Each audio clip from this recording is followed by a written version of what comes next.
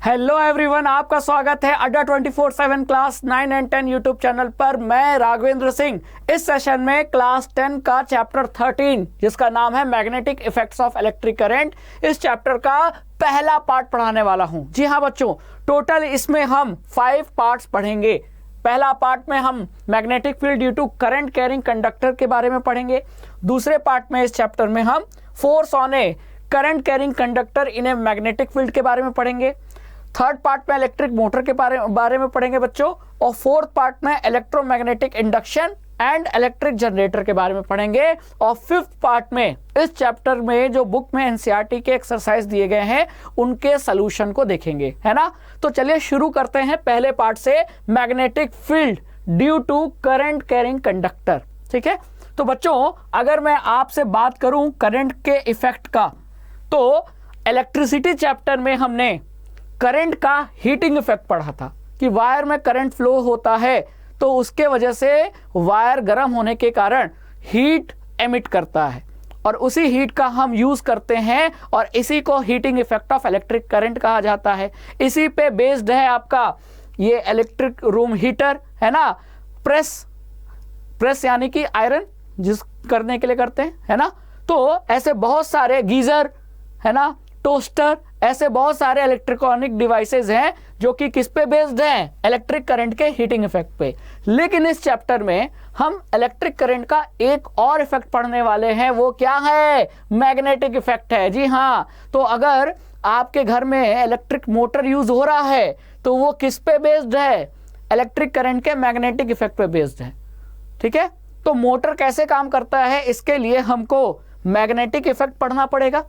तो चलिए शुरुआत करते हैं, मैग्नेटिक इफेक्ट को पढ़ते हैं और फिर आगे पार्ट में हम मोटर के बारे में भी पढ़ेंगे, है ना। क्लियर? शुरू करें, चलिए। तो सबसे पहले हम एक एक्सपेरिमेंट, एक एक्टिविटी परफॉर्म करते हैं ताकि हम मैग्नेटिक इफेक्ट को समझ पाएं। किसके मैग्नेटिक इफेक्ट को बच्चों? इलेक्ट्रिक करंट के मैग्नेटिक इफेक्ट को। तो उसके लिए हमने एक्सपेरिमेंट किया। हमने क्या किया, एक आयरन नेल लिया, ठीक है, लोहे की कील, और उस आयरन नेल पर जैसा कि आप देख पा रहे हो हमने एक वायर को लपेट दिया, कॉइल कर दिया कुछ इस तरीके से। ठीक है, तो वायर को कॉइल करने के बाद हमने वायर को एक बैटरी कह लो या सेल से जोड़ लिया। तो ये आपको क्या दिख रहा है? ये सेल है, बैटरी भी मान सकते हैं। ये हो गया पॉजिटिव टर्मिनल, ये हो गया नेगेटिव टर्मिनल। ठीक है, अब वायर को सेल से कनेक्ट करने के बाद हमने एक कंपास इस आयरन नेल के नियर बाई रख दिया। लेकिन ध्यान रखना है कि कंपास रखना कैसे है? हॉरिजॉन्टली। हॉरिजॉन्टली कहने का मतलब यह है कि अगर आप इस आयरन नेल को ऐसा ना समझकर ऐसा समझ लो कि ये आयरन नेल है ना, और इस पे हमने कुछ इस तरीके से वायर को कॉइल कर दिया है, तो आपको इस आयरन नेल के बगल में जो कंपास रखना है वो हॉरिजॉन्टली रखना है, मतलब कुछ इस तरीके से, ये कहने का मतलब है। तो जैसे पोजीशन में आयरन नेल है उसके हॉरिजॉन्टल पोजीशन में क्या होना चाहिए? हाँ बताइए, कंपास होना चाहिए। तो कुछ ऐसा कहने का मतलब है। अब आप क्या देखोगे, जब आप यहां सर्किट को ऑन करोगे, मतलब स्विच ऑन करोगे, तो सर्किट कंप्लीट होने के कारण यहां पॉजिटिव टर्मिनल से क्या फ्लो होगा? वायर में करंट फ्लो होगा। ठीक है, जो कि इस तरीके से जाएगा और इस तरीके से वायर में क्या होगा? करंट फ्लो होगा, और अल्टीमेटली वो यहां से होते हुए निगेटिव टर्मिनल में एंटर कर जाएगा, है ना। तो जब आप यहां करंट फ्लो होते हुए देखोगे वायर में, उसी समय जब आप कंपास को देखोगे तो कंपास में क्या मिलेगा? डिफ्लेक्शन मिलेगा। Compass needle is deflected on passing an electric current through a metallic conductor. तो वायर एक मेटेलिक कंडक्टर था, और जब आपने इस वायर में से इलेक्ट्रिक करंट पास किया तो मैग्नेटिक कंपास में डिफ्लेक्शन देखने को मिला। ये देखो डिफ्लेक्ट हो रहा है ना। तो ऐसा क्यों? ऐसा इसीलिए इसका मतलब क्या है? What does it mean? इस एक्सपेरिमेंट से, इस एक्टिविटी से बच्चों क्या समझ में आ रहा है? एक बात साफ साफ समझ में आ रही है कि जब हमने वायर में करंट फ्लो किया तो उस वायर में करंट फ्लो होने के कारण वायर के अगल बगल एक मैग्नेटिक फील्ड प्रोड्यूस हुआ, और वो मैग्नेटिक फील्ड ने प्रभाव असर डाला किस पे? बगल में रखे हुए कंपास पे, और कंपास के नीडल को उसने क्या किया, घुमा दिया। तो कंपास की नीडल क्यों घूमी? It means that the electric current through the copper wire has produced magnetic effect. यही तो मैग्नेटिक इफेक्ट है कि जब वायर में से करंट फ्लो हुआ तो उस करंट ने एक मैग्नेटिक इफेक्ट प्रोड्यूस किया, और उस मैग्नेटिक इफेक्ट के कारण ही जो कंपास की नीडल थी वो क्या हो गई, डिफ्लेक्ट हो गई, मूव कर गई। यही है magnetic effect of electric current. आगे बढ़े बच्चों। 10, तो हम ये कह सकते हैं, we can say that electricity and magnetism are linked to each other. बिल्कुल सही। तो हम ये बिल्कुल कह सकते हैं कि मैग्नेटिज्म का इलेक्ट्रिसिटी से कनेक्शन है ना। और यही कनेक्शन और यही एक्टिविटी जो अभी हमने परफॉर्म किया, ये सबसे पहले किसने परफॉर्म करके देखा? Hence Christian Oersted. ये साइंटिस्ट है जिन्होंने यही एक्टिविटी परफॉर्म की। उन्होंने सेम वायर में जब करंट फ्लो किया तो पास में रखे हुए नीडल में डिफ्लेक्शन देखा, और तब उन्होंने ये बोला कि करंट फ्लो होने के कारण मैग्नेटिक फील्ड प्रोड्यूस करता है वायर, है ना। अगर वायर में करंट फ्लो नहीं होगा तो कोई मैग्नेटिक फील्ड भी प्रोड्यूस नहीं होगी। और ये बताने वाले सबसे फर्स्ट पर्सन थे हैंस क्रिश्चियन ओरस्टेड। तो उन्हीं के बारे में लिखा है कि इन 1820 ही accidentally discovered that a compass needle got deflected, है ना। क्यों? When an electric current pass through a metallic wire. तो जब मेटेलिक वायर से करंट पास हुआ तो नीडल डिफ्लेक्ट हो गई। Through this observation Oersted showed that electricity and magnetism were related phenomena. और इस एक्सपेरिमेंट से ओरस्टेड ने क्या बोला? ओरस्टेड जी ने ये बोला कि इलेक्ट्रिसिटी और मैग्नेटिज्म का क्या है, कनेक्शन है, बिल्कुल कनेक्शन है। और इसी को हम इलेक्ट्रिसिटी का या कह लो इलेक्ट्रिक करंट का मैग्नेटिक इफेक्ट कहते हैं। ठीक है, चलिए आगे चलते हैं और देखते हैं। अब हम जानने की कोशिश करते हैं, ये बार बार जो मैग्नेटिक फील्ड कहा जा रहा है, क्या होता है मैग्नेटिक फील्ड, और मैग्नेटिक लाइंस क्या होती हैं। ठीक है, या मैं कह लो मैग्नेटिक फील्ड लाइंस। दो चीजें हैं, एक है मैग्नेटिक फील्ड और दूसरा है मैग्नेटिक फील्ड लाइंस। दोनों को आइए समझते हैं, है ना। सबसे पहले, कभी आपने बार मैग्नेट देखा है? कंपास देखा है? कंपास जरूर देखा होगा, है ना। कंपास का जो नीडल होता है ना, वो एक तरीके का बार मैग्नेट होता है जो कि अपने आप को हमेशा नॉर्थ साउथ डायरेक्शन में क्या करता है, अलाइंड कर लेता है, अपने आप को क्या कहते हैं, उसी दिशा में रख लेता है। जैसे कि देखो लिखा है, compass needle gets deflected when brought near a bar magnet. A compass needle is in fact a small bar magnet. जो कंपास की नीडल होती है ना, कंपास आपने जरूर देखा होगा। ये देखो, ये कंपास है। क्या है ये? कंपास। कंपास का यूज किस लिए करते हैं? डायरेक्शन का पता करने के लिए। तो ये डायरेक्शन कैसे बताता है? तो ये जो कंपास है, इसकी जो नीडल है ना, ये नीडल सुई, ये अपने आप में एक बार मैग्नेट होती है। ठीक है, और ये हमेशा इसका डायरेक्शन किधर होता है? नॉर्थ साउथ डायरेक्शन में ये अपने आप को अलाइंड कर लेता है। तो जो कंपास की नीडल है वो हमेशा नॉर्थ साउथ डायरेक्शन में रहता है। तो अगर आपको नॉर्थ साउथ पता चल गया तो ईस्ट और वेस्ट नहीं पता चल पाएगा? पता चल पाएगा। नॉर्थ और ईस्ट के बीच में डायरेक्शन नहीं पता चल जाएगा? चल जाएगा। ठीक है, तो इस तरीके से कंपास का यूज करके हम डायरेक्शन पता लगाते हैं। तो कंपास का नीडल एक तरीके का बार मैग्नेट होता है। ठीक है, अब ये जो नीडल है हमेशा अपने आप को नॉर्थ साउथ डायरेक्शन में अलाइंड कर लेता है। तो अगर हम इसे बार मैग्नेट एज्यूम करें, ठीक है, क्या करें? बार मैग्नेट एज्यूम करें। किसको? नीडल को। तो इस बार मैग्नेट का वो हिस्सा जो नॉर्थ की तरफ है उसे हम मैग्नेट का क्या कह सकते हैं? नॉर्थ पोल कह सकते हैं। तो the end pointing towards north is called north pole. ठीक है, और अगर हम नीडल को बार मैग्नेट मान रहे हैं तो उस बार मैग्नेट का वो हिस्सा, वो पोर्शन जो साउथ की तरफ है, उसे हम साउथ पोल कहते हैं। तो इस तरीके से बार मैग्नेट के दो पोल होते हैं। नॉर्थ पोल जिसका डायरेक्शन नॉर्थ की तरफ होता है, जैसे ये देख रहे हो, और एक होता है साउथ पोल। क्लियर? तो इसमें कोई दिक्कत नहीं है आपको कि मैग्नेट में कितने पोल्स होते हैं।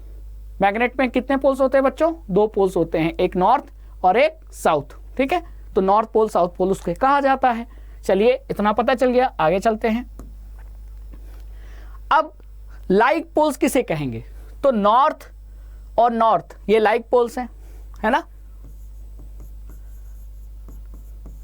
साउथ और साउथ लाइक पोल्स कहलाएंगे, लेकिन नॉर्थ साउथ अनलाइक पोल्स कहलाएंगे।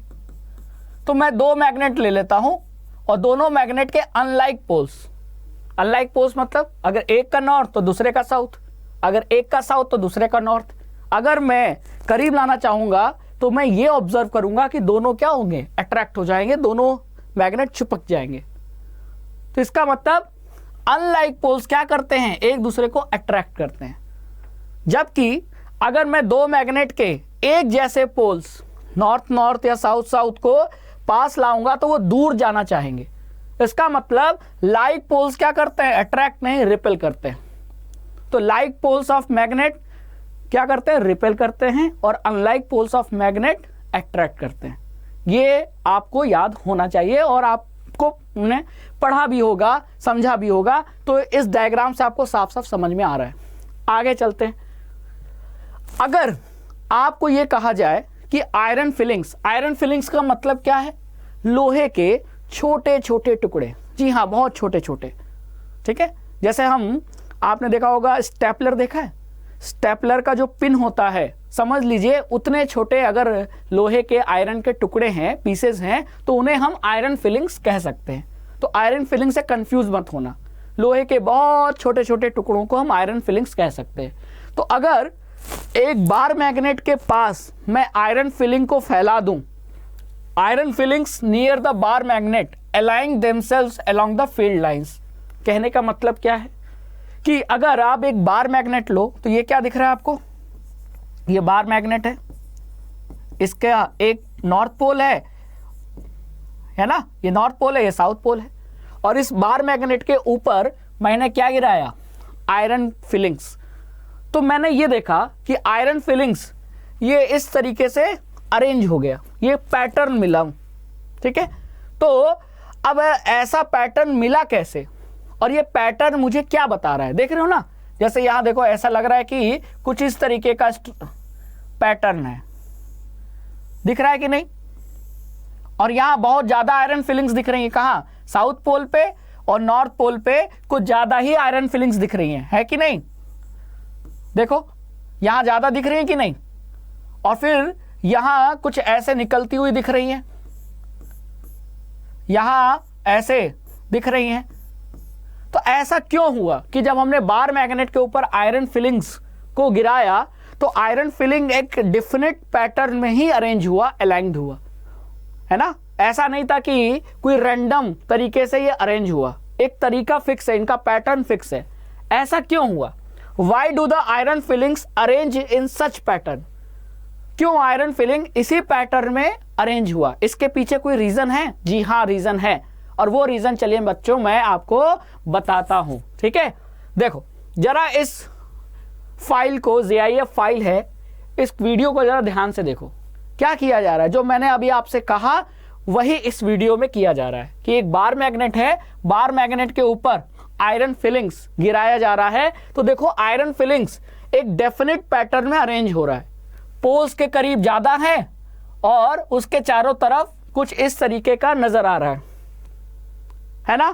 तो ये ऐसा ही क्यों और ऐसा हुआ क्यों, इसके पीछे का कारण मैं बताता हूं, तब आपको मैग्नेटिक फील्ड क्या होता है वो पता चल जाएगा और मैग्नेटिक लाइंस क्या होती हैं वो पता चल जाएगा, है ना। देखो ये मैग्नेट है, तो मैग्नेट के अगल बगल मैग्नेट का प्रभाव होगा, और उस अगल बगल प्रभाव में हमने आयरन फिलिंग्स को डाल दिया, तो मैग्नेट क्या करेगा, मैग्नेट अपना प्रभाव किस पे दिखाएगा, आयरन फिलिंग्स पे, और वो एक फोर्स लगाएगा, और उस फोर्स के कारण आयरन फिलिंग्स मजबूर हो जाएंगे मैग्नेट की बातों को सुनने के लिए।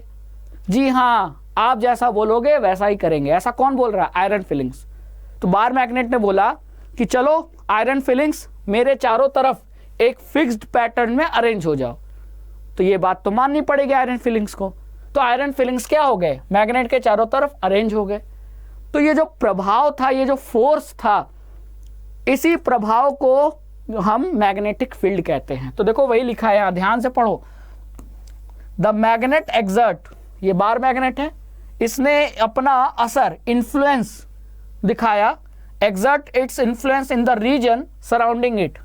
तो मैग्नेट ने अपने चारों तरफ जो सराउंडिंग है उसमें अपना असर दिखाया, इन्फ्लुएंस दिखाया, और उस इन्फ्लुएंस के कारण आयरन फिलिंग पर एक फोर्स एक्सपीरियंस हुआ।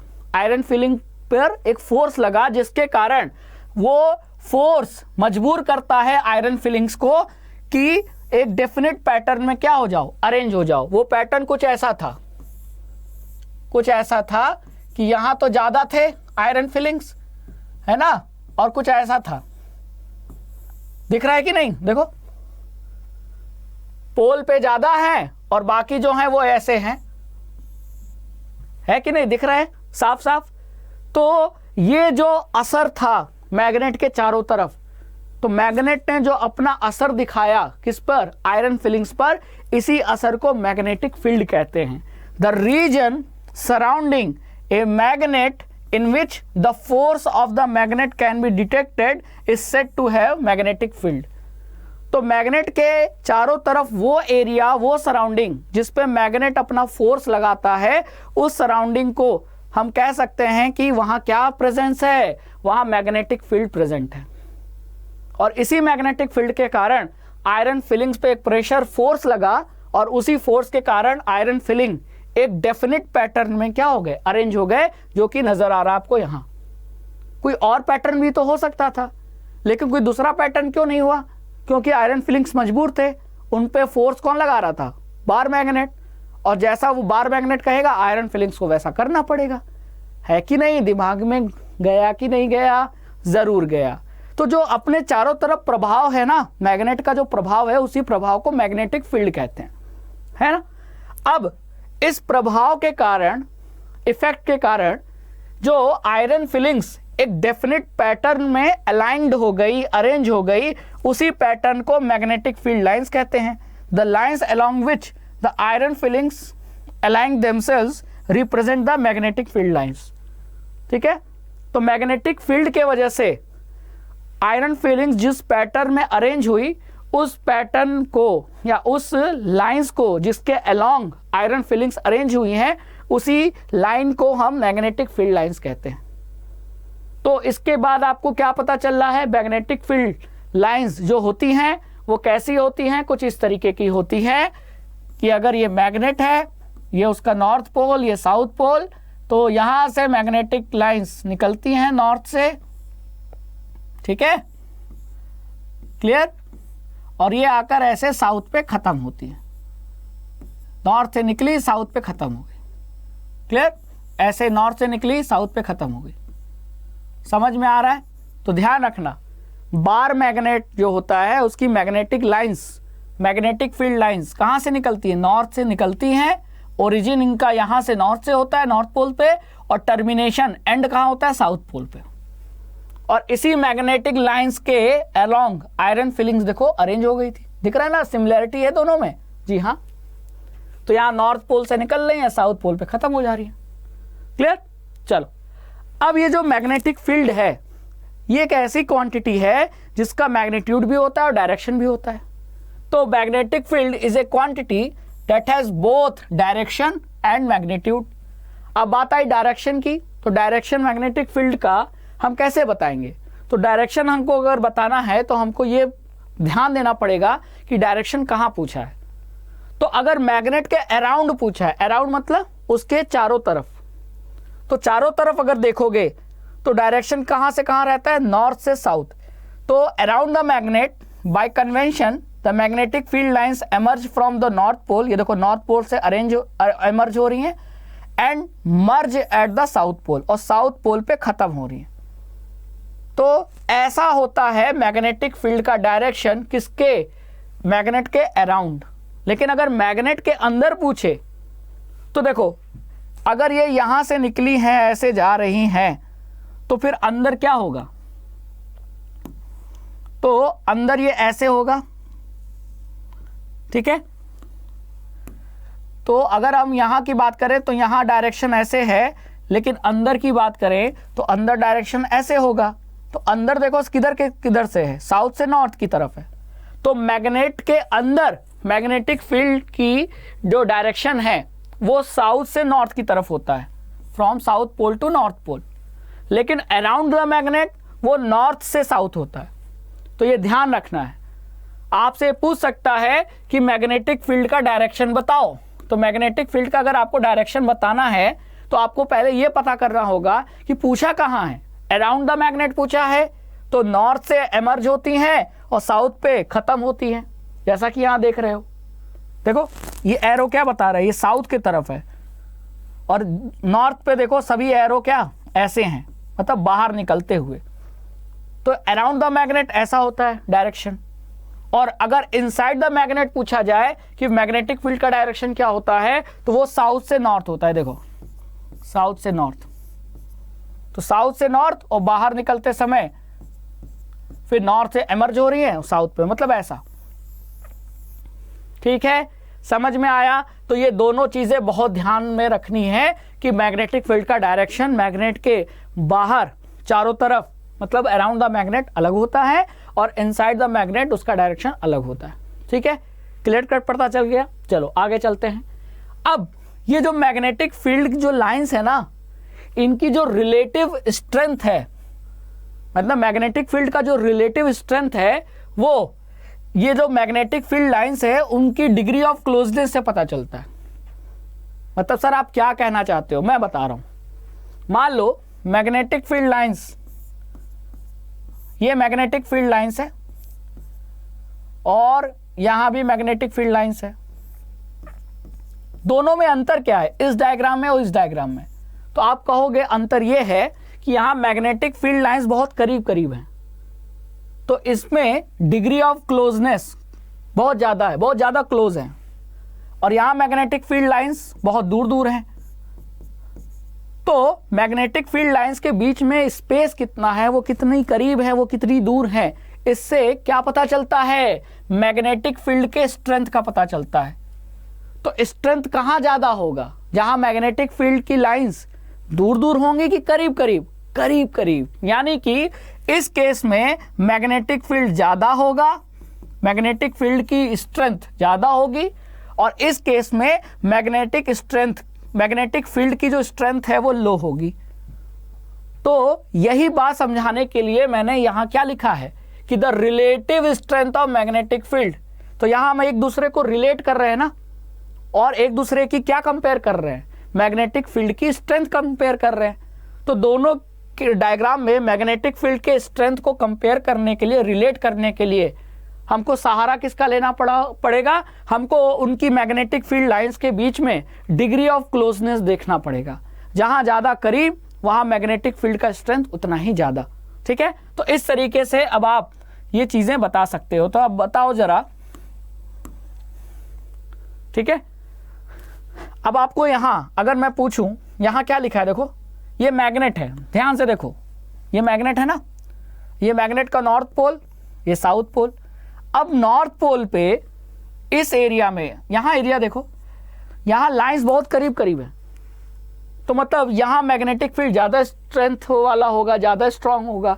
लेकिन जरा यहां देखो, यहां लाइंस के बीच, मैग्नेटिक फील्ड लाइंस के बीच में डिस्टेंस बढ़ गया, तो यहां मैग्नेटिक फील्ड क्या हो गया, कमजोर हो गया, है कि नहीं? यहां देखें तो और कमजोर हो गया, क्योंकि लाइन, मैग्नेटिक फील्ड लाइंस के बीच में जो गैप है वो और बढ़ गया। तो अगर आपको मैग्नेटिक फील्ड स्ट्रेंथ पता करना है तो आप क्या चेक कर सकते हो, मैग्नेटिक फील्ड लाइंस के बीच में स्पेस चेक करो। जितना वो करीब होंगी उतना मैग्नेटिक फील्ड वहां का स्ट्रांग होगा, उसका स्ट्रेंथ बहुत ज्यादा होगा। और जहां मैग्नेटिक फील्ड लाइंस बहुत दूर दूर होंगी वहां मैग्नेटिक फील्ड उतना कमजोर होगा, वीक होगा। क्लियर कट पता चल गया? चलिए, समझ में आया? यही चीज बताना था आपको। और यहां आप साफ साफ देख रहे हो, देखो यहां वीक फील्ड लिखा है लेकिन यहां स्ट्रॉन्ग फील्ड लिखा है। क्यों? क्योंकि यहां जो लाइंस हैं वो बहुत क्लोज है, और यहां लाइंस के बीच में गैप ज्यादा हो गया, गैप ज्यादा तो स्ट्रेंथ कम हो गया। क्लियर? इसीलिए क्या लिखा है, वीक फील्ड। अब समझ में आया? चलिए, वही चीज यहां डायग्राम में भी देख सकते हो कि अगर मैं आपसे पूछूं कि यहां जहां से मैग्नेटिक लाइंस निकल रही हैं नॉर्थ पोल से, तो यहाँ मैग्नेटिक फील्ड ज़्यादा स्ट्रांग होगा कि यहाँ ज़्यादा स्ट्रांग होगा? तो आप कहोगे यहाँ ज़्यादा स्ट्रांग होगा। क्यों? क्योंकि यहाँ मैग्नेटिक फील्ड लाइंस करीब करीब हैं और यहाँ दूर दूर हैं। अगर एक लाइंस में और ले लूँ तो ये और दूर हो जाएगा। तो ये देखो गैप, फिर ये गैप देखो, फिर ये गैप देखो, लगातार गैप बढ़ता जा रहा है, तो मैग्नेटिक फील्ड उतना ही कमज़ोर होता जा रहा है। तो पता लगा लोगे ना आप, कोई दिक्कत नहीं आएगी। ठीक है, चलिए आगे चलते हैं। अब एक क्वेश्चन है कि क्या किसी एक पॉइंट पर, मैं कहीं भी एक पॉइंट ले लूँ, मैं यहाँ ले लूँ, मैं यहाँ ले लूँ, मैं यहाँ ले लूँ, मैं यहाँ ले लूँ, किसी भी पॉइंट पे क्या दो फील्ड लाइंस, दो मैग्नेटिक फील्ड लाइंस एक दूसरे को क्रॉस करती हैं, इंटरसेक्ट करती हैं, जैसा कि यहाँ दिख रहा है? मतलब मैं ये कह रहा हूँ कि जैसे ऐसा पॉसिबल है कि जैसे एक ये मैग्नेटिक फील्ड लाइंस निकली और एक ये निकली, तो ये एक दूसरे को कट करेंगी? कभी नहीं, कभी नहीं कट करेंगी। लेकिन सर ऐसा क्यों? ऐसा क्यों है कि एक दूसरे को कभी कट नहीं करती? ऐसा इसलिए कि अगर कट कर रही हैं तो इसका मतलब, अच्छा मैग्नेटिक फील्ड लाइन से पता क्या चलता है? मैग्नेटिक फील्ड का डायरेक्शन। तो अगर एक पॉइंट पे दो मैग्नेटिक फील्ड लाइंस कट कर रही हैं, मतलब कि एक पॉइंट पर दो डायरेक्शन होंगे, और दो डायरेक्शन मतलब अगर यहां कंपास लेकर आओगे तो कंपास इसी डायरेक्शन के अलोंग उसकी निडल क्या करेगी? अपने आप को अरेंज करेगी, अलाइंड करेगी। तो एक ही पॉइंट पर दो डायरेक्शन निडल कैसे बताएगी? नहीं बता सकती ना। तो इसीलिए कभी भी मैग्नेटिक फील्ड लाइंस एक दूसरे को इंटरसेक्ट नहीं करती। ठीक है, याद रखना। If they did, it would mean that at the point of intersection the compass needle would point towards two direction which is not possible. तो कभी भी इंटरसेक्ट नहीं करती। तो ये एक प्रॉपर्टीज होती है किसकी? मैग्नेटिक फील्ड लाइंस की एक प्रॉपर्टी होती है कि मैग्नेटिक फील्ड लाइंस कभी भी एक दूसरे को कट नहीं करती, क्योंकि अगर कट करती तो फिर उस पॉइंट पे दो डायरेक्शन होते और निडल एक ही पॉइंट पर दो डायरेक्शन कभी बता नहीं पाएगा। इसका मतलब कि कभी भी मैग्नेटिक फील्ड लाइंस एक दूसरे को कट नहीं करती, इंटरसेक्ट नहीं करती। कहीं भी देख लो, कहीं भी देख लो, आपको ऐसा लग रहा है कभी कहीं भी देखकर ऐसा लग रहा है कि दो लाइंस एक दूसरे को टच कर रही हैं? कहीं नहीं, कहीं नहीं टच करेंगी। समझ में आया? हर जगह उनका जो कोई भी पॉइंट पर, किसी भी पॉइंट पर आप देख लो, कभी भी दो मैग्नेटिक फील्ड की लाइंस जो होती हैं वो एक दूसरे को इंटरसेक्ट नहीं करती, टच नहीं करती। Clear cut? समझ में आ गया? तो ये भी एक प्रॉपर्टी जो आपको याद रखना है। आगे चलते हैं। अब बात करते हैं magnetic field due to a current carrying conductor. Conductor मतलब वायर। तो बार बार अगर कंडक्टर आए तो दिमाग में आपको क्या इमेज लाना है? वायर की इमेज लाना है, जिसमें क्या फ्लो हो सकता है? करंट। तो अगर वायर में करंट फ्लो होगा तो मैग्नेटिक फील्ड प्रोड्यूस होगा, और ये तो हमने पहले ही पढ़ लिया था। और यही चीज तो ऑब्जर्व किया था किसने? साइंटिस्ट का नाम आपको बताया था, ओरेस्टेड जी ने, कि एक वायर जिसको हम कंडक्टर भी कह सकते हैं, उसमें जब हम करंट फ्लो करते हैं तो वो क्या प्रोड्यूस करता है? Magnetic field. और इसका पता कैसे चला? जब उस वायर के करीब हमने एक कंपास लेकर आए तो कंपास की निडल घूम गई, और कंपास की निडल होती है एक तरीके का बार मैग्नेट। तो बार मैग्नेट तभी घूमेगा जब उस पे दूसरे किसी मैग्नेट फील्ड का असर पड़ेगा, और वो दूसरा मैग्नेटिक फील्ड कहां से निकल रहा है? वायर में जब करंट फ्लो हो रहा है ना। तो वही चीज आप देखो, इसी चीज को समझते हैं, है ना। देखो क्या लिखा है, वी हैव सीन दैट, हमने देखा है, जो आपको स्टार्टिंग में पढ़ाया था, कि जब इलेक्ट्रिक करंट से, मतलब कंडक्टर से, मेटेलिक कंडक्टर से जब हम करंट पास करते हैं तो वो वायर या कंडक्टर अपने चारों तरफ मैग्नेटिक फील्ड प्रोड्यूस करता है, and the direction of magnetic field changes on changing the direction of current. और ये मैग्नेटिक फील्ड का जो डायरेक्शन है ना, वो बदल जाता है अगर आप करंट का डायरेक्शन बदल दो।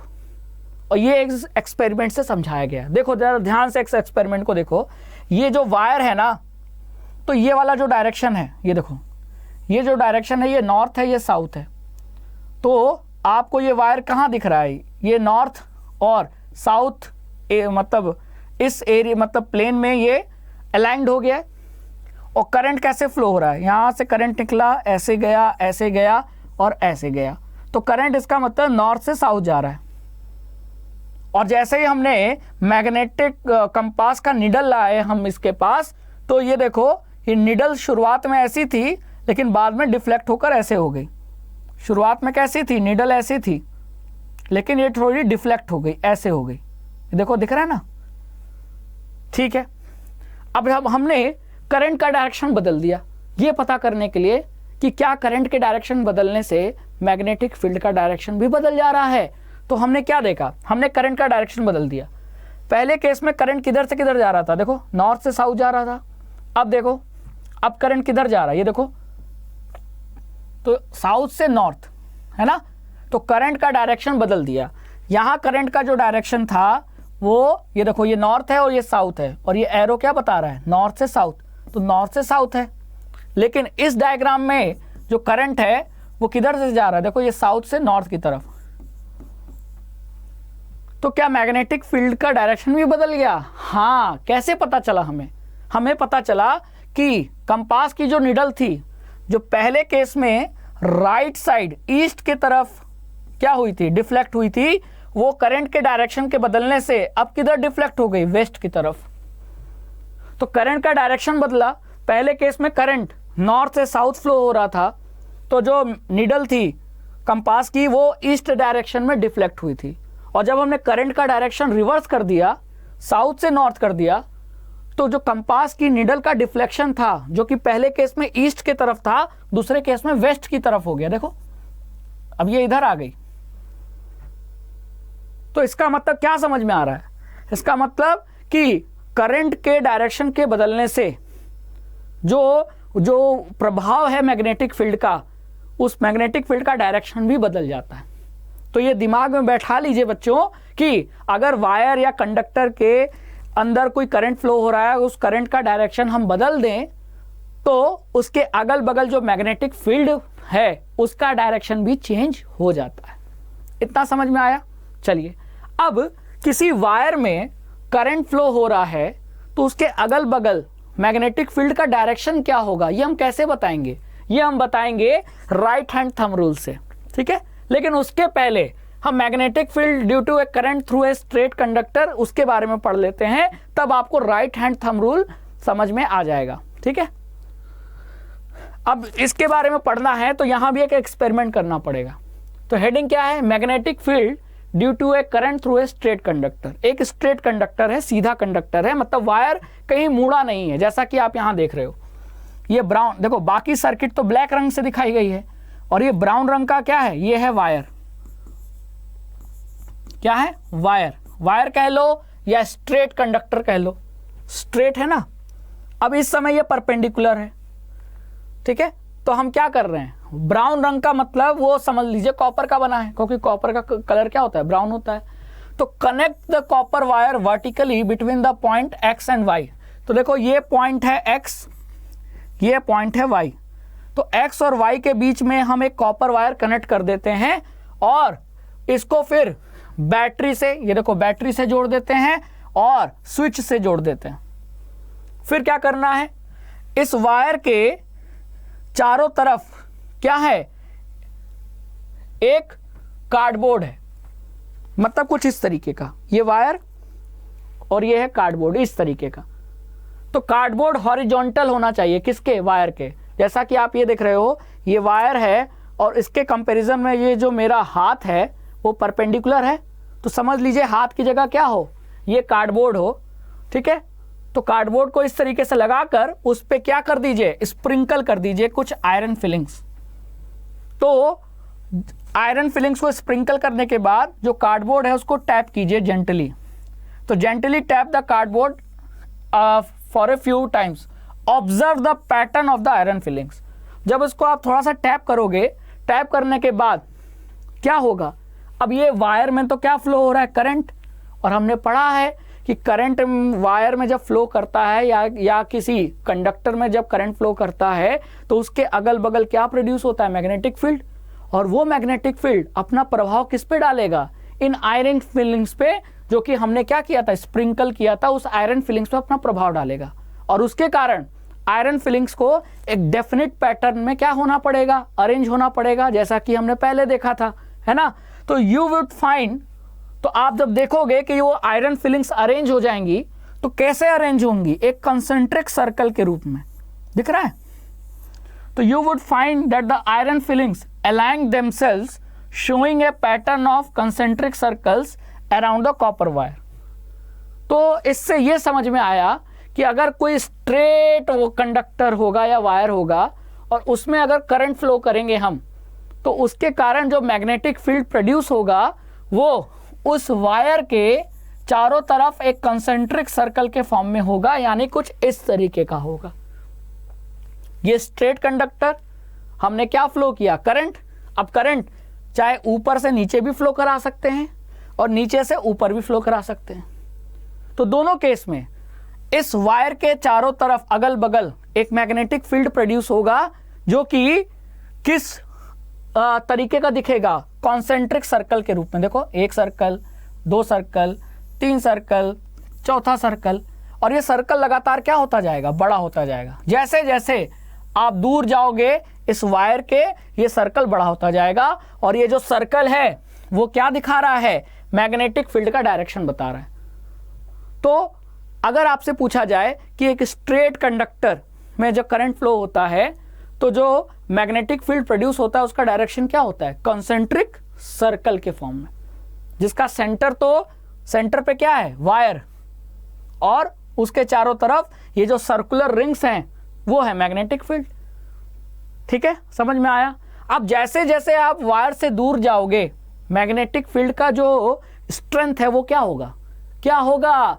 गिरता जाएगा, डिक्रीज होता जाएगा, मतलब मैग्नेटिक फील्ड क्या होगा? कमजोर होता जाएगा। तो वही लिखा है कि magnetic field produced by a given current in the conductor decreases as the distance from it increases. मतलब जैसे जैसे हम वायर से दूर जाएंगे तो डिस्टेंस तो बढ़ेगा, लेकिन जो मैग्नेटिक फील्ड है उसकी स्ट्रेंथ घटती चली जाएगी। ठीक है, तो ये तो समझ में आ गया। तो आपको ध्यान रखना है कि जब भी आपसे पूछे कि स्ट्रेट कंडक्टर, मतलब ऐसा वायर जो स्ट्रेट है, कहीं मुड़ा नहीं है, मतलब ऐसे नहीं है, स्ट्रेट है बिल्कुल, तो वो जो मैग्नेटिक फील्ड प्रोड्यूस करता है वो कैसा होता है? कंसेंट्रिक सर्कल के फॉर्म में। अब एक चीज़ और है कि अगर हम यहाँ करंट का डायरेक्शन बदल दें, अभी तो नीचे से ऊपर की तरफ है, ये आई मतलब करंट, तो अगर ऊपर से नीचे कर दें तो डायरेक्शन क्या होगा? तो ये तो हम जान ही रहे हैं, और ये हमने पढ़ा भी कि करंट के डायरेक्शन से बदलने से, हमने एक्सपेरिमेंट करके भी देखा कि करंट का डायरेक्शन बदल दें तो मैग्नेटिक फील्ड का डायरेक्शन भी बदल जाता है। तो ये डायरेक्शन निकालेंगे कैसे? तो मैंने बोला था कि हम कौन सा नियम, राइट हैंड थंब रूल लगाएंगे। बहुत सिंपल है। क्या करना है? ये राइट हैंड थंब रूल आप क्यों लगा रहे हो? आपको क्या पता करना है? पहले ये दिमाग में बैठाओ। तो अगर आपको करंट का डायरेक्शन पता है, करंट जो कि किसी वायर में फ्लो हो रहा है, और उस वायर में फ्लो होने वाले करंट का डायरेक्शन आपको पता है, तो आप चाहते हो कि अब मुझे इसके कारण जो मैग्नेटिक फील्ड है उसका डायरेक्शन पता चल जाए, तो फिर आप right hand thumb rule use करोगे। तो आपको क्या करना है? अपना राइट हैंड लेना है और राइट हैंड से उस वायर को पकड़ना है जिस वायर में क्या फ्लो हो रहा है? करंट। चिंता मत करो, करंट नहीं लगेगा, ये इमेजिन करना है। इमेजिन करने से करंट नहीं लगेगा। ठीक है, तो मैंने इमेजिन किया, देखो कि ये वायर है, और वायर को मैंने अपने राइट हैंड से पकड़ लिया, और कुछ ऐसे पकड़ा कि जो मेरा थंब है, अंगूठा, वो करंट के डायरेक्शन में होना चाहिए। तो अगर करंट ऊपर से नीचे जा रहा है तो अंगूठा मेरा नीचे की तरफ होना चाहिए, और अगर करंट ऊपर जा रहा है जैसे इस केस में था, तो मैं इसको कैसे पकड़ूं? राइट हैंड लूं, राइट हैंड से इस वायर को पकड़ूं, और मेरा थंब करंट के डायरेक्शन में होना चाहिए। तो करंट ऊपर जा रहा है तो मेरा थंब भी ऊपर होना चाहिए। तो जब आप ऐसा करोगे तो जिस डायरेक्शन में आप अपनी उंगलियां मोड़ते हो ना, वही डायरेक्शन होता है मैग्नेटिक फील्ड का। तो अगर ये करंट ऊपर जा रहा है तो मैंने अपने राइट हैंड थंब रूल का यूज किया, राइट हैंड से इसको वायर को पकड़ा और थंब को करंट के डायरेक्शन में रखा, तो मेरी उंगलियां कैसे मुड़ रही हैं? ऐसे, राइट से लेफ्ट की तरफ ऐसे मुड़ रही है ना, तो डायरेक्शन भी मैग्नेटिक फील्ड का ऐसे ही होगा। देखो, तो देखो एरो ऐसे गया है, एरो ऐसा नहीं था, ध्यान देना, एरो ऐसा नहीं था, लेफ्ट से राइट की तरफ नहीं है, एरो देखो ऐसे है, राइट से लेफ्ट की तरफ, ऐसे राइट में गई फिर लेफ्ट आ रही हैं, राइट में गई फिर लेफ्ट में आ रही। क्यों? क्योंकि मेरी उंगलियां भी तो ऐसे मुड़ रही थी, और ये पता चला मुझे कैसे, राइट हैंड थंब रूल से। तो राइट हैंड थंब रूल से हम क्या लगा सकते हैं, right hand thumb rule helps in finding the direction of magnetic field associated with the current carrying conductor. ठीक है, इमेजिन, ऐसा इमेजिन करो कि आप एक वायर को होल्ड कर रहे हो, और होल्ड कैसे करना है, अपने राइट हैंड से, और उसमें यह ध्यान रखना है कि आपका जो राइट हैंड का थंब है वो करंट के डायरेक्शन में क्या करे, पॉइंट करे। ठीक है, तो जो आपकी फिंगर्स होंगी वो जिस डायरेक्शन में रैप होंगी, मतलब मुड़ेंगी, वही डायरेक्शन होगा किसका, वही डायरेक्शन होगा मैग्नेटिक फील्ड का। और इसी लॉ को, इसी नियम को हम राइट हैंड थंब रूल कहते हैं, कुछ ऐसा। अब देखो यहाँ, देखो यहाँ करंट नीचे जा रहा है, मतलब कुछ ऐसे, तो मैंने अपने राइट हैंड से इसको ऐसे पकड़ा और करंट नीचे जा रहा है, तो थंब भी कहाँ होना चाहिए, नीचे, है ना। तो देखो मेरी उंगलियां कैसे मुड़ रही हैं, उंगलियां ऐसे मुड़ रही हैं, ऐसे, है ना। तो देखो उंगलियां ऐसे मुड़ रही हैं, तो मैग्नेटिक फील्ड भी ऐसे होगा, कॉन्सेंट्रिक सर्कल के फॉर्म में होगा, लेकिन वो सर्कल राइट से लेफ्ट नहीं, मतलब राइट से लेफ्ट जा रहा है, लेफ्ट से राइट नहीं जा रहा, ऐसे होगा। तो हमने ये तो पढ़ा है कि एक स्ट्रेट वायर के अगल बगल मैग्नेटिक फील्ड कॉन्सेंट्रिक सर्कल के रूप में होता है, लेकिन वो कॉन्सेंट्रिक सर्कल ऐसा होगा कि वो कॉन्सेंट्रिक सर्कल ऐसा होगा, ये कैसे डिसाइड होगा, तो ये डिसाइड होगा कि आपका अंगूठा करंट के डायरेक्शन में रख दो, तो उंगलियां जिस डायरेक्शन में मुड़ेंगी वही होगा मैग्नेटिक फील्ड का डायरेक्शन। क्लियर। तो कंसेंट्रिक दोनों केस में होगा, चाहे करंट नीचे जाए चाहे करंट ऊपर जाए, मैग्नेटिक फील्ड सर्कुलर फॉर्म में होंगे, लेकिन वो सर्कल लेफ्ट से राइट घूम रहा है कि राइट से लेफ्ट घूम रहा है, ये डिपेंड करेगा करंट का डायरेक्शन क्या है। क्लियर। तो राइट हैंड थंब रूल एकदम समझ में आ गया, बिल्कुल समझ में आ गया होगा। तो राइट हैंड थंब रूल तब यूज करते हैं जब हमको एक स्ट्रेट वायर या कंडक्टर दिया हो जिसमें करंट फ्लो हो रहा है, और उस करंट के डायरेक्शन से हमको अगर मैग्नेटिक फील्ड का डायरेक्शन निकालना हो तो हम राइट हैंड थंब रूल का यूज करेंगे। क्लियर। चलो अब मान लेते हैं कि जो वायर है वो स्ट्रेट ना होकर लूप के फॉर्म में, लूप मतलब जैसे आपने देखा होगा लोग अंगूठी पहनते हैं, तो जो अंगूठी है वो एक तरीके से लूप ही तो है, गोल है ना, सर्कुलर फॉर्म में। तो ऐसे वायर को हम लूप कह सकते हैं। तो सर्कुलर लूप का मतलब समझ में आया। तो स्ट्रेट वायर जो होता है उसके चारों तरफ जो मैग्नेटिक फील्ड होता है वो तो कुछ ऐसा होता है, लेकिन अगर वायर स्ट्रेट ना होकर वायर लूप के फॉर्म में हो तो मैग्नेटिक फील्ड का डायरेक्शन क्या होगा वो हमको समझना है। ठीक है। तो मैग्नेटिक फील्ड का डायरेक्शन कुछ ऐसा होगा।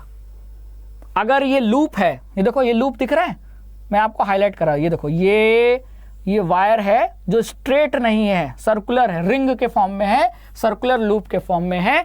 तो ये जो आपको लाइंस दिख रही है ना, ये लाइंस क्या हैं, ये मैग्नेटिक फील्ड लाइंस हैं जो आपको मैग्नेटिक फील्ड का डायरेक्शन बता रही हैं। क्लियर, समझ में आया मेरे बच्चा लोग, मैग्नेटिक फील्ड लाइंस हैं। ठीक है।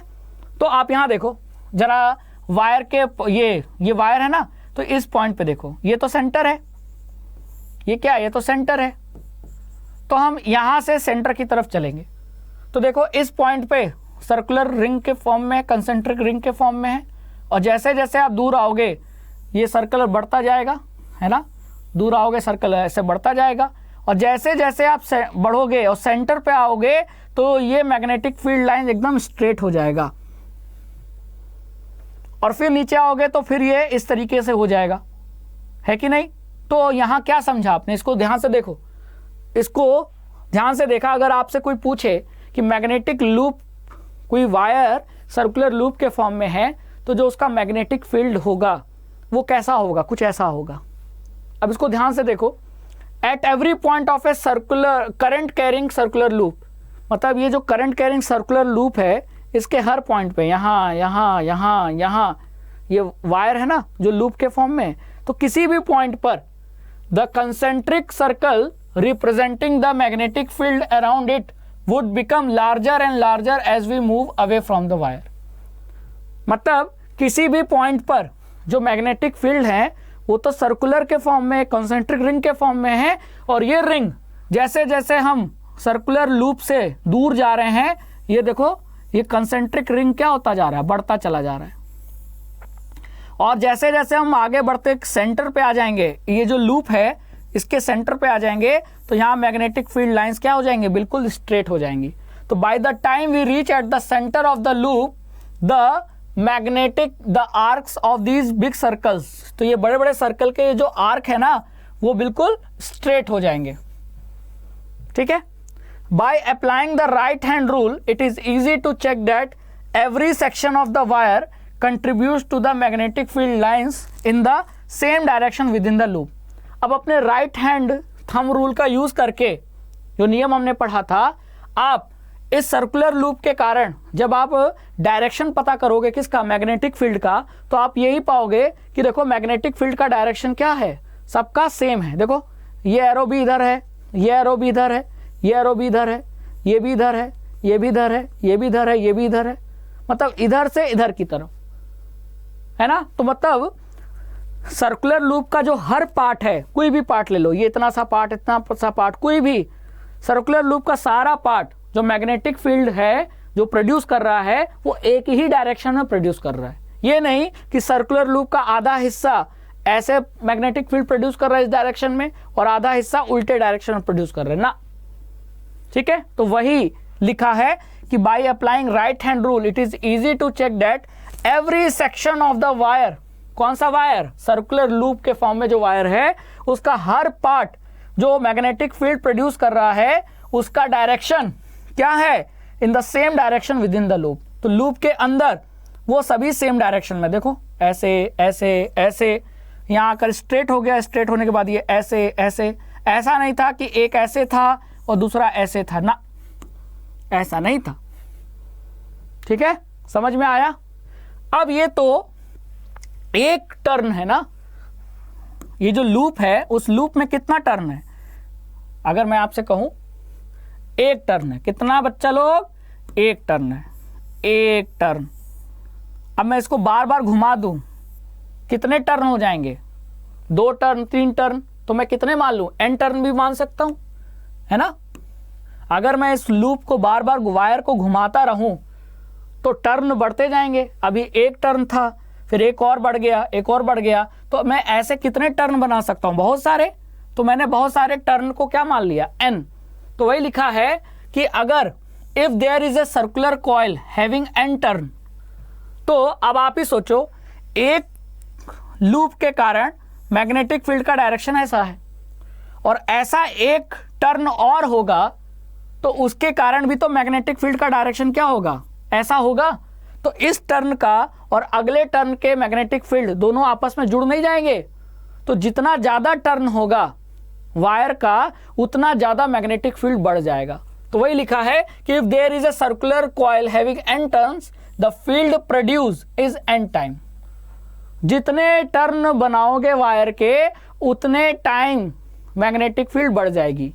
अगर n की वैल्यू 3 होगी, मतलब आपने एक टर्न ना बनाकर आपने एक ऐसे 3 टर्न बना दिए, तो क्या होगा, तो एक के कारण ऐसा था, तो इस टर्न के कारण भी ऐसा, इस टर्न के कारण भी ऐसा, तो ये तीनों आपस में सेम डायरेक्शन में है तो क्या होंगे, ऐड ही ना होंगे। अपोजिट में होते तो कैंसिल हो जाते, लेकिन सेम डायरेक्शन में है मैग्नेटिक फील्ड तो ये ऐड हो जाएंगे। तो 3 टर्न के कारण 3 गुना मैग्नेटिक फील्ड बढ़ जाएगा। तो जितने टर्न लगाओगे उतना टाइम्स मैग्नेटिक फील्ड बढ़ जाएगा। n टर्न तो मैग्नेटिक फील्ड भी n टाइम्स हो जाएगा। यही समझाने की कोशिश किया है यहां, है ना। क्लियर हुआ। तो वही लिखा है, देखो the magnetic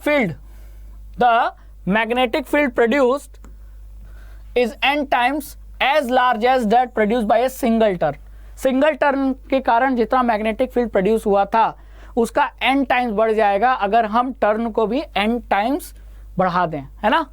this is because the current in each circular turn has the same direction and the, ऐसा क्यों, क्योंकि देखो हर टर्न में क्या था, करंट का डायरेक्शन सेम था।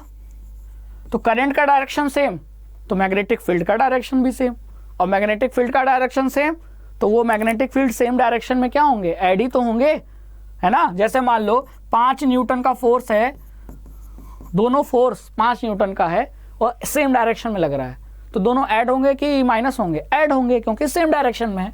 उसी तरह मैग्नेटिक फील्ड, क्योंकि करंट हर टर्न में करंट का डायरेक्शन सेम है, तो मैग्नेटिक फील्ड जो प्रोड्यूस होगी उसका डायरेक्शन भी सेम होगा, और सेम डायरेक्शन में जो मैग्नेटिक फील्ड होगा वो जुड़ जाएगा, और जुड़ने के कारण मैग्नेटिक फील्ड का असर बढ़ जाएगा। जितने टर्न बनाओगे उतने टाइम्स मैग्नेटिक फील्ड बढ़ जाएगा। यही यहां समझाया गया है ना? क्लियर? चलो आगे चलते हैं।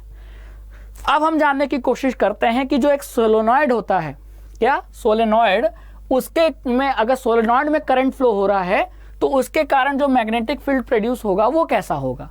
तो पहले ये जानना पड़ेगा हमको कि सोलेनॉइड होता क्या है। तो सोलेनॉइड मतलब कि अगर वायर को हम कुछ इस तरीके से क्या कर दें, कॉइल कर दें, जिसके कारण एक सिलेंडर जैसा स्ट्रक्चर बने, तो उसे ही हम सोलेनॉइड कहते हैं। समझ में आया? तो एक coil of many circular turns, देखो क्या है, कॉइल है, वायर को हमने कॉइल कर दिया, घुमा दिया, और उसके बहुत सारे टर्न हैं, 1 टर्न, 2 टर्न, 3 टर्न, और ऐसे टर्न के वजह से वो एक किस शेप का नजर आ रहा है, सिलेंडर शेप का नजर आ रहा है। तो एक coil of many circular turns of insulated copper wire wrapped closely in the shape of a cylinder is called solenoid। तो सोलेनॉइड कैसा दिखता है? सोलेनॉइड ऐसा दिखता है। क्लियर? तो अगर ऐसे वायर में जिसके कई टर्न हैं और उसके वजह से वो सिलेंडर की तरह दिख रहा है, तो अगर इसमें करंट फ्लो होगा तो या तो इधर से जाएगा, ऐसे ऐसे ऐसे जाएगा, ऐसे गया और ऐसे बाहर निकला, या तो ऐसे जाएगा और यहां से करंट बाहर निकलेगा। तो करंट के फ्लो होने से जो मैग्नेटिक फील्ड प्रोड्यूस होगा वो कैसा होगा? ठीक है, तो the pattern of magnetic field due to current flowing in the solenoid will be like this. ठीक है, तो ये देखो, जो चीज यहां है वही चीज आप यहां देख रहे हो। यहां देखो कई सारे टर्न नजर आ रहे हैं, तो इस टर्न से ये मैग्नेटिक फील्ड लाइंस निकलती हुई दिख रही हैं। तो ये है नॉर्थ पोल, तो नॉर्थ से निकल रही हैं, और साउथ पे, मतलब अगर ये नॉर्थ है तो ये साउथ है, तो यहां से निकल रही हैं और निकलकर साउथ में क्या कर रही हैं, टर्मिनेट कर जा रही हैं। ऐसा होगा क्या, मैग्नेटिक फील्ड और मैग्नेटिक फील्ड लाइंस अगर करंट किस में फ्लो करे, सोलेनॉइड में फ्लो करे। ठीक है, क्लियर? ये देखो साउथ पोल में क्या हो रहा है, खत्म हो रही है लाइंस। ये देखो साउथ पोल्स में क्या हो रही है, ये साउथ पोल, ये नॉर्थ पोल, तो नॉर्थ पोल से निकल रही हैं और निकलकर साउथ पोल में खत्म हो जा रही है। और ऐसा ही कुछ आपने देखा था, है ना? ऐसा ही कुछ कहां देखा था? मैग्नेट में। मैग्नेट में भी तो नॉर्थ से मैग्नेटिक लाइंस निकलती थी, मैग्नेटिक फील्ड लाइंस, और निकलकर साउथ में टर्मिनेट हो जाती थी। और ठीक वैसा ही सोलेनॉइड में भी हो रहा है। तो अगर आपसे पूछा जाए कि compare the pattern of magnetic field with the compare the pattern of the field with the magnetic field around a bar magnet, मतलब सोलेनॉइड के कारण जो मैग्नेटिक फील्ड है और जो बार मैग्नेट के कारण जो मैग्नेटिक फील्ड है, दोनों को अगर कंपेयर करें, दोनों का पैटर्न, तो आपको क्या पाओगे? सिमिलर पैटर्न है कि डिफरेंट पैटर्न है? सिमिलर पैटर्न है। ठीक है, yes they are similar. In fact one end of solenoid behaves as a magnetic north pole. तो सोलेनॉइड का एक एंड नॉर्थ पोल की तरह काम करता है और दूसरा एंड सोलेनॉइड का साउथ पोल की तरह काम करता है। ठीक है, तो अगर मान लो, ऐसे समझ लो, अगर करंट हमने इधर, करंट गया इधर से और निकला इधर से, उसके वजह से अगर ये नॉर्थ पोल है और ये साउथ पोल है, तो अगर हम करंट का डायरेक्शन बदल दें तो पोल भी बदल जाएगा, तब ये नॉर्थ हो जाएगा और ये साउथ हो जाएगा। क्योंकि हमने पढ़ा है कि करंट के डायरेक्शन को बदलने से मैग्नेटिक फील्ड का डायरेक्शन बदल जाता है। ठीक है, क्लियर? तो ये चीज भी आपको क्लियर हो गई। तो लूप के कारण कैसा मैग्नेटिक फील्ड होगा, स्ट्रेट वायर के कारण कैसा होगा, और सोलेनॉइड के कारण कैसा होगा, ये अब आपको साफ साफ पता चल गया। तो सोलेनॉइड को अगर कंपेयर करते हैं तो किससे कंपेयर कर सकते हैं? बार मैग्नेट से। क्यों? क्योंकि दोनों में जो मैग्नेटिक फील्ड प्रोड्यूस हो रहा है और मैग्नेटिक फील्ड की जो लाइंस हैं वो एकदम एक जैसी हैं, नॉर्थ से निकलती हैं और साउथ पर जाकर टर्मिनेट हो जाती हैं। इसीलिए हम दोनों को कंपेयर कर सकते हैं।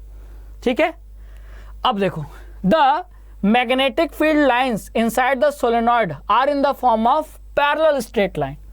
अरे सोलेनॉइड के अंदर मैग्नेटिक फील्ड कैसी होती है? तो अगर हमने इसको बार मैग्नेट से कंपेयर किया था तो जरा बार मैग्नेट का याद करो, क्या बताया था?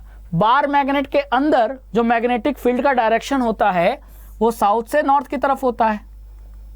तो सोलेनॉइड में भी जो मैग्नेटिक फील्ड का डायरेक्शन होगा वो किधर से किधर होगा? साउथ से नॉर्थ। और ये जो मैग्नेटिक फील्ड की लाइंस होंगी जो उसकी साउथ से नॉर्थ की तरफ होंगी और उनके बीच डिस्टेंस देखोगे तो सेम डिस्टेंस है। सेम डिस्टेंस मतलब हर जगह मैग्नेटिक फील्ड क्या होगा? यूनिफॉर्म होगा। तो अगर पूछा जाए कि सोलेनॉइड के अंदर मैग्नेटिक फील्ड कैसा होता है तो यूनिफॉर्म होता है, हर जगह सेम होता है ना? देखो क्यों सेम होता है? क्योंकि सोलेनॉइड के अंदर जो मैग्नेटिक फील्ड लाइंस है ना वो लाइंस पैरेलल होती हैं।